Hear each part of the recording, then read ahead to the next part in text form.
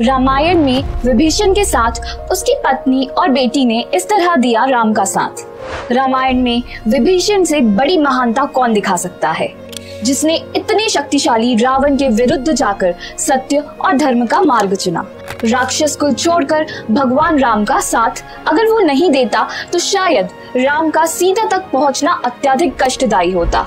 उन्हें राक्षसों के रहस्य और उन्हें मिले वरदानों का भी पता नहीं चलता, लेकिन फिर भी उसे भगोड़ा, घर का भेदी और न जाने क्या क्या कहा जाता है।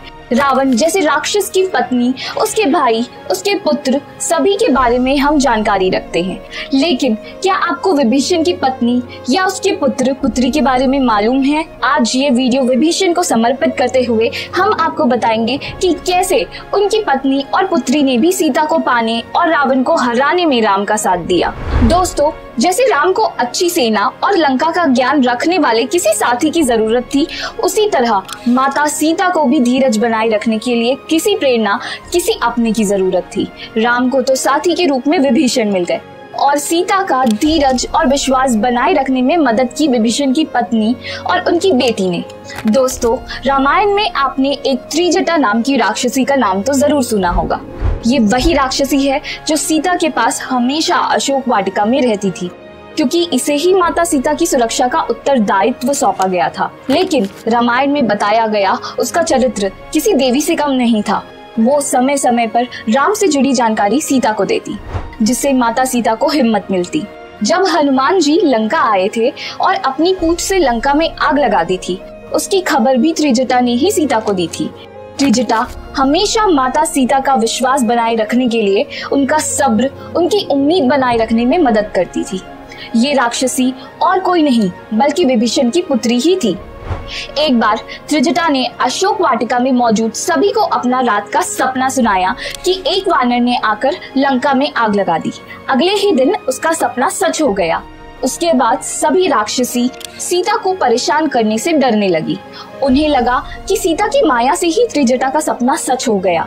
सीता ने त्रिजटा को माँ कहकर संबोधित किया था। त्रिजटा की माता का नाम सरमा था। यही थी विभीषण की पत्नी। सरमा एक गंधर्व कन्या थी। वो विभीषण से विवाह करना चाहती थी, लेकिन उसने कभी विभीषण को देखा नहीं था। कहते हैं कि एक बार उसने विभीषण को बिना देखे ही उसका चित्र बनाया, जो ठीक वैसा ही था जैसे विभीषण दिखते थे। लेकिन उसके पिता एक राक्षस से अपनी बेटी का विवाह नहीं करवाना चाहते थे, लेकिन बेटी के प्रेम के आगे उनके पिता कुछ न कर सके। सरमा ने ही अपनी बेटी को अच्छी शिक्षा दी और मानवता का पाठ पढ़ाया था, इसलिए त्रिजटा राक्षसी के रूप में भी बाकी राक्षसों से अलग थी। सरमा ने भी सीता की बहुत मदद की। वो उसे लंकापति रावण की योजनाओं की खबर पहले ही दे देती थी, जिसके परिणाम स्वरूप माता सीता दृढ़ता से रावण की झूठी बातों का सामना कर पाती। एक बार रावण ने किसी जादूगर से श्री राम का शीश बनवाया, जो दिखने में असली लगता था, ताकि वो इस शीश को सीता के सामने ले जाए और रावण से विवाह करने के लिए हामी भर ले। ये सारी योजना सरमा ने छुप कर सुन ली और सीता को इसकी खबर दे दी। जब रावण आया तो माता सीता ने डट कर उसका सामना किया और तनिक भी विचलित नहीं हुई।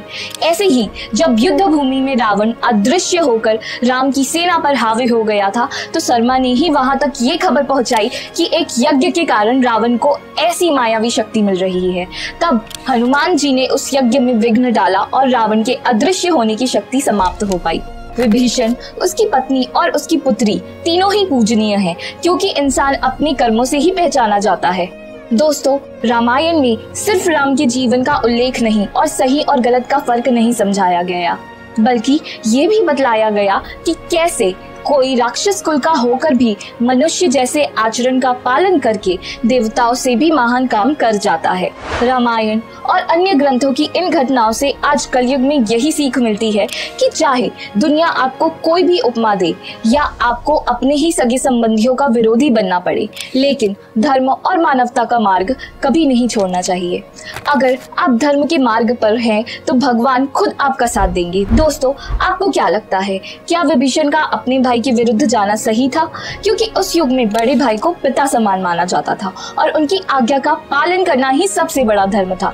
या श्री राम की शरण में जाना ज्यादा सही था, क्योंकि उसका बड़ा भाई रावण तो खुद ही अधर्मी था। दोस्तों, अपने विचार कमेंट में जरूर लिखें। देखते हैं ज्यादातर लोग विभीषण को सही मानते हैं या गलत। इस वीडियो को अपने प्रियजनों के साथ भी शेयर करें ताकि हम उनके विचार भी जान सके और उन्हें रामायण के अन्य जरूरी पात्रों की भी जानकारी मिल सके। अगर अभी तक वीडियो को लाइक नहीं किया है तो जल्दी से लाइक कर दीजिए और हमारे वीडियो को सबसे पहले देखने के लिए सब्सक्राइब बटन पर भी क्लिक कर दीजिए। एक और बात, आप हमसे हमारे फेसबुक पेज के माध्यम से भी जुड़ सकते हैं। धन्यवाद।